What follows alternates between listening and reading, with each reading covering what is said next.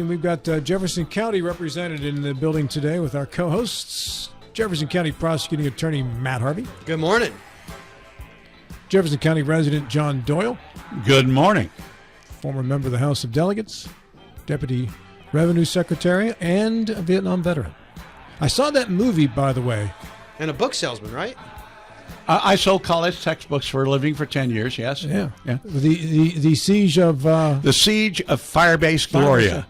And you said that was the most realistic Vietnam movie of all the movies that you've That's seen. right. Made. That's exactly right. If that was realistic, that was just insane. Yes.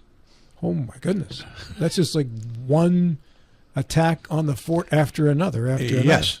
And as General William Tecumseh Sherman famously said, war is hell. Yeah, that was hell on earth, I guess, right? Mm-hmm.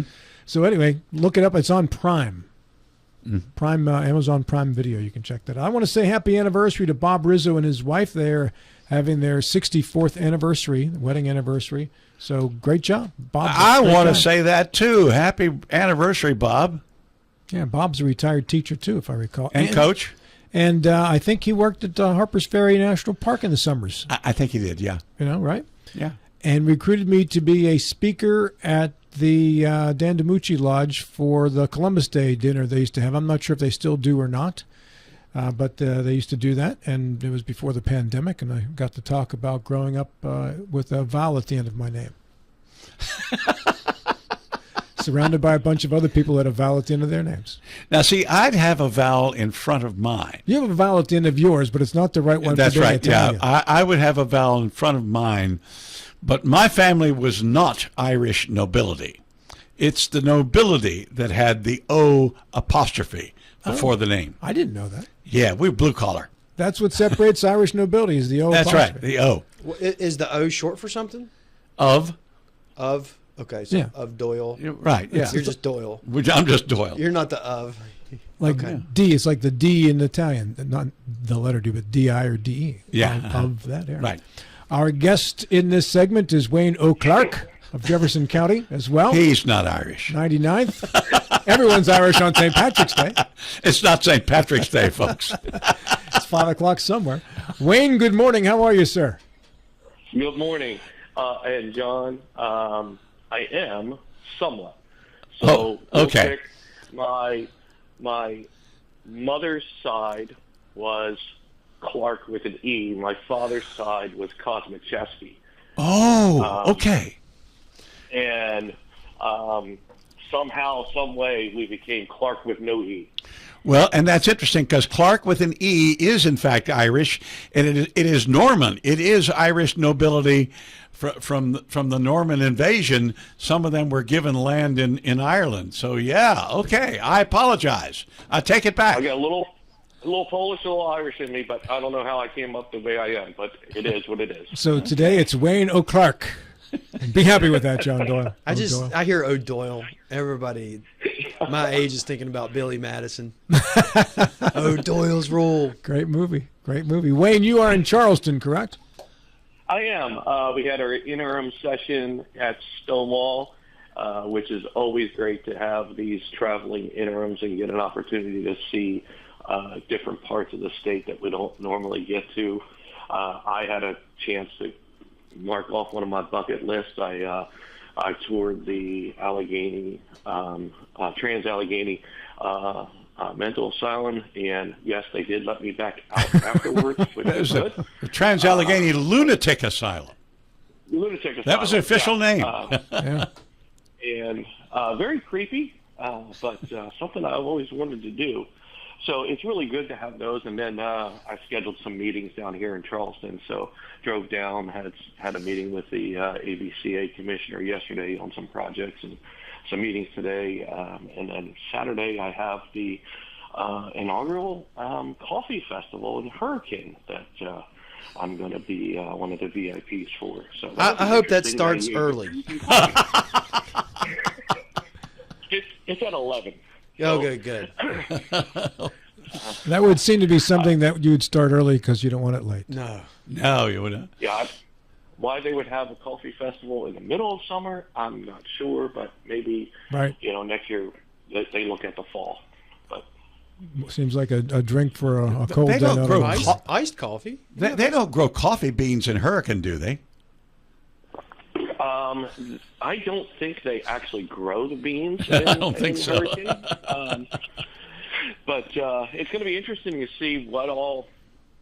Siblings Coffee from Charlestown is going to be a participant in the festival, so it's going to be interesting to see who all comes in and how this all works out. Yeah. Wayne, this is John. Did you get a chance during interims to tour any of the flood-ravaged areas in Marion County? No, we did not. We didn't have any of those scheduled, and with the way the schedules for me worked, I didn't necessarily have time to go and personally tour any of those. We are trying to do some things at the golf course to gather up some needed materials for cleanup and things like that. But no, I did not. Okay.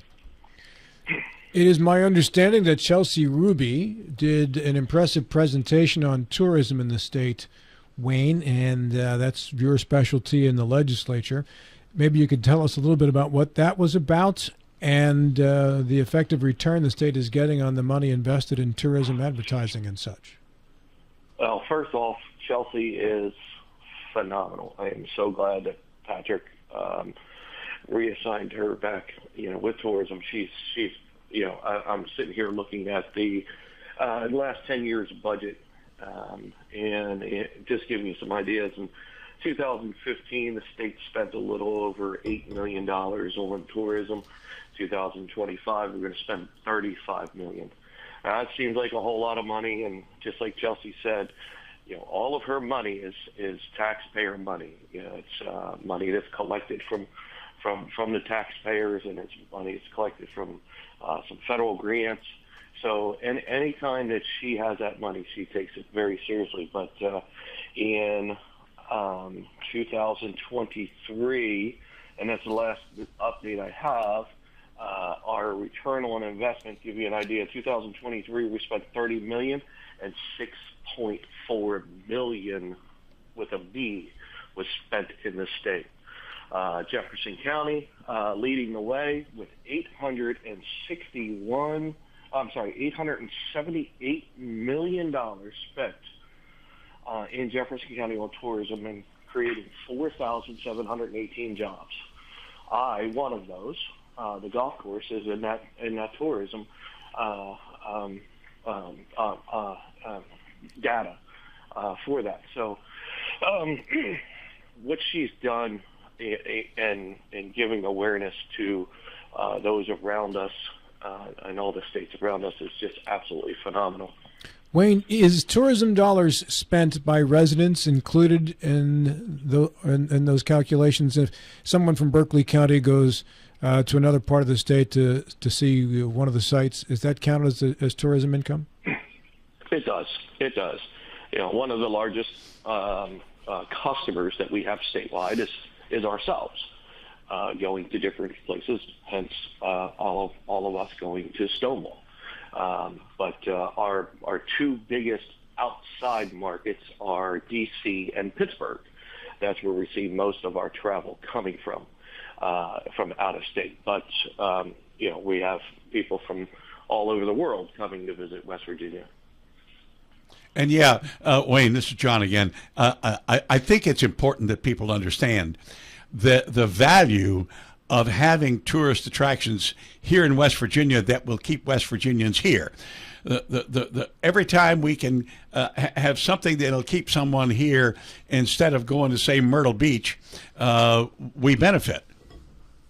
Absolutely, because we're spending our dollars on our state to improve our state, and a lot of this kind of in-state travel all kind of began during the COVID. So, one of the great things that came out with COVID is the fact that people started readjusting their travel plans. Instead of taking, a week to go to Myrtle Beach or 2 weeks to go to Florida, they started doing 3 or 4 day visits, in-state travel, driving which kind of gets back to the old, keeping the families together and having folks experience the state of West Virginia themselves by taking a 4-day weekend to places. So it's been a really, really good boost overall in the state. Considering the amount of money spent and the amount that's being returned to the state because of that expenditure, is there a push to increase the amount of money given to tourism? I can tell you, me personally, yes. And any time that I get an opportunity in my committee to increase Chelsea's budget, we will. Now, this year in the legislature, there was a whole bunch of questions, obviously, with her absorbing arts, culture, and history. We didn't know how that budget was going to move over. And for the last 4 years, she's always gotten back in the budget appropriation anywhere from $12 to $15 million. Now we know the process with the budget that Governor Morrissey went through early in the session. So that money was actually taken away from her. But was she sad? Yeah. But she's like, okay, I'm fine. I'm going to do this with the money that you guys are appropriating to me, and we're still going to move forward. And that's what's just absolutely awesome with her. She didn't, fight because she lost that back in the budget allocation, and she just keeps going and keeps moving. Yeah, incidentally, Wayne, I was not surprised when you gave those figures statewide. 35 million invested, 6 billion, I think it was, or maybe more, in return. I've always thought, and really known from the time that I was on the finance committee, that investing in tourism gives you just about the biggest bang for the buck that you can get of money that you have to invest in promoting the economy. So, well, I agree with you, John.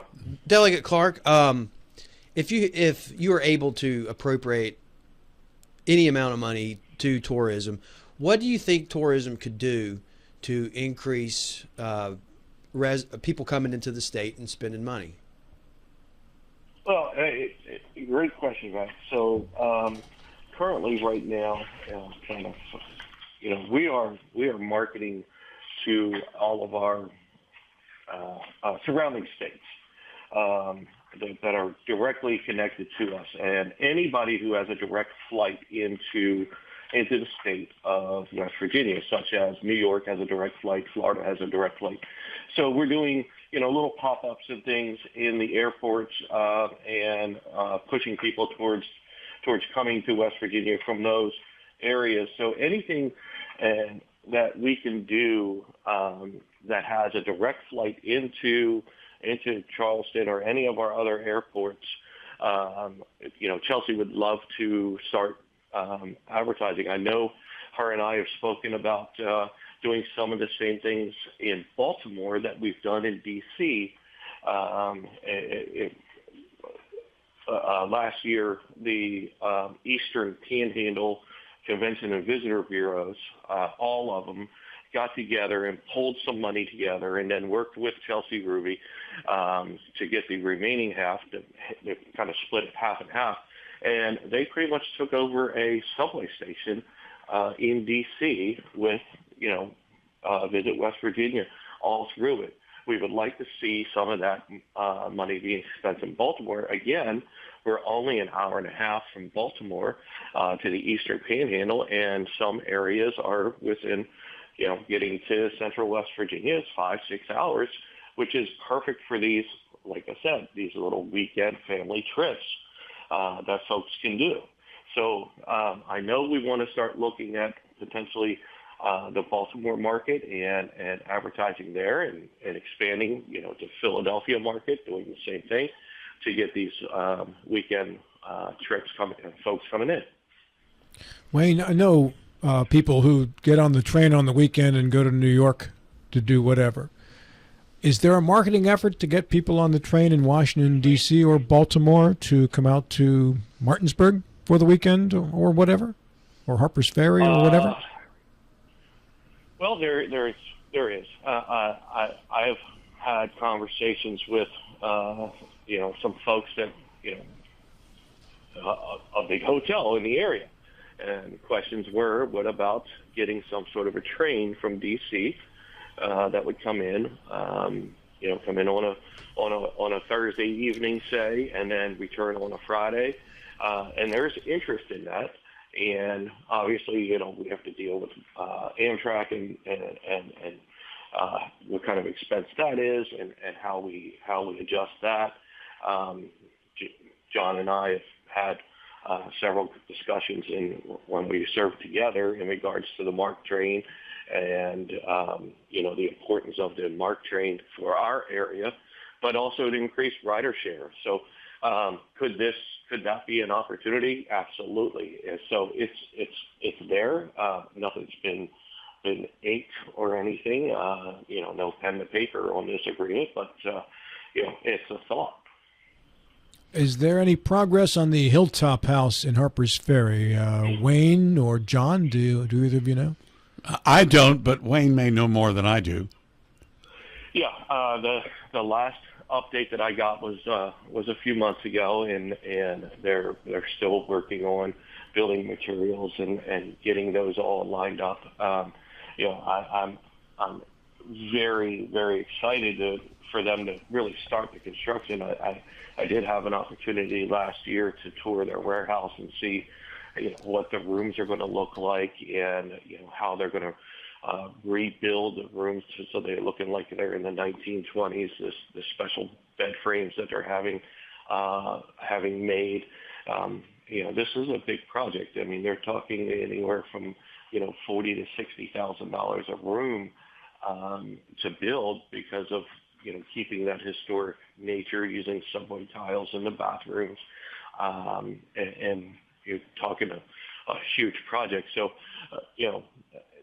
any update more than what we have is trying to align building materials. That's it.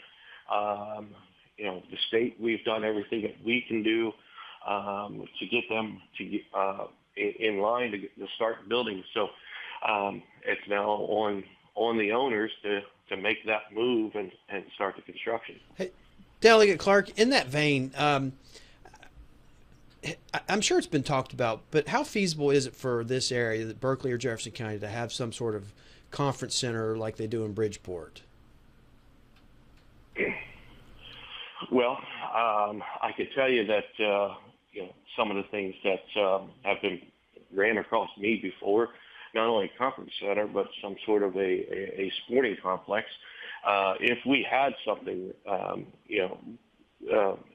last year the state of West Virginia hosted the Southern Legislative Conference at the Greenbrier, and with us, the Eastern Panhandle, if we would have had a conference center that would have been able to handle 2,000 people, we would have been in the running for potentially hosting Southern Legislative Conference, but we don't have it.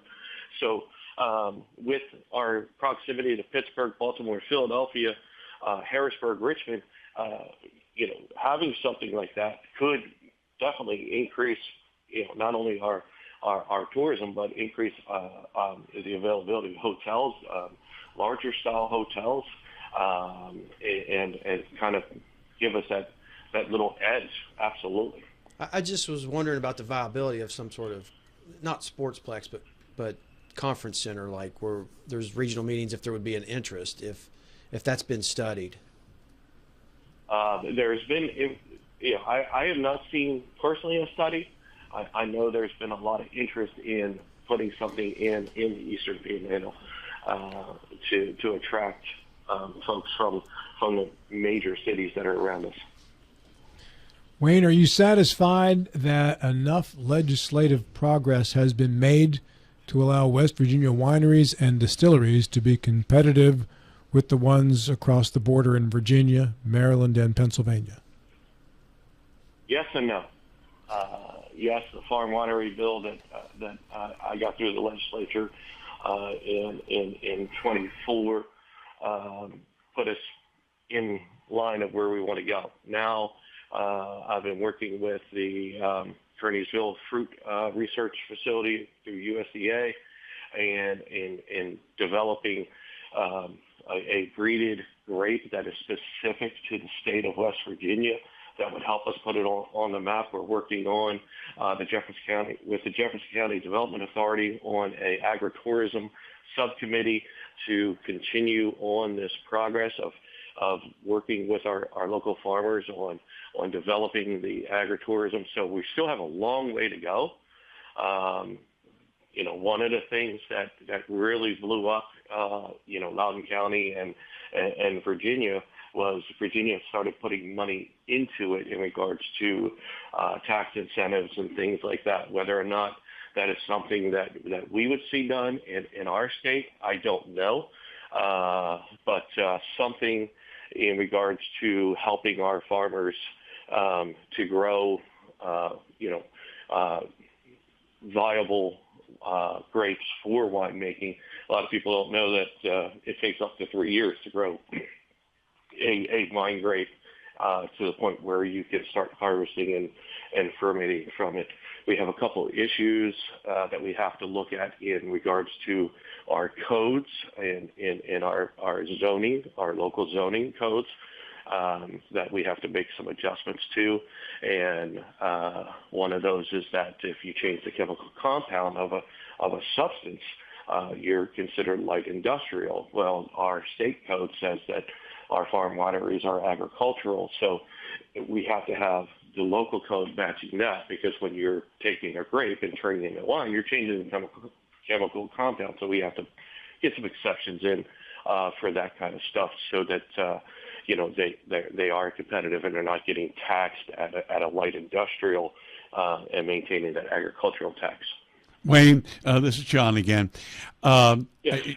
When you mentioned Loudoun County and Virginia's effort in terms of developing wineries, it wasn't just tax breaks. About 30, 40 years ago, they actually began giving out grants in order to, it was a specific intent on the part of the state legislature to develop a wine country in the northern part of Virginia, and not only Loudoun, but the counties surrounding it.